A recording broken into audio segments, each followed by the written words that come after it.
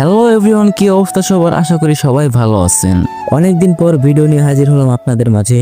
এতদিন ভিডিও দিতে পারেনি কারণ আমি সিঙ্গেল ছিলাম। এখন আপনারা বলতে পারেন, এখন কি ভাই আপনি মিঙ্গেল? না ভাই, আমি এখনো সিঙ্গেল।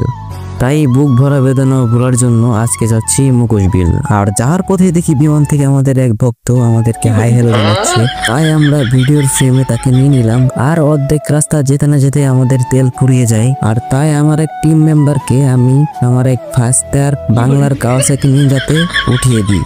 রাস্তা ফাঁকা হওয়ার পর MT-50 দিলাম টান। আর আমার বাইক টানা দেখে ওদের পিছনে কিভাবে যেন আগুন লেগে যায়। আর ওরা বিদ্যুতের গতিতে স্কেটিং করতে থাকে। আমিও ভুম ভুম করে চলে আসি আমার গন্তব্যে। এখানে আসার পর একটা শায়রি মনে পড়লো, আপনাদের শোনাই। নারী তুমি ছলনাময়ী, আমার মন গেল ভেঙে, মনোমুগ্ধ ছিলাম আমি ওই ভাবের প্রেমে।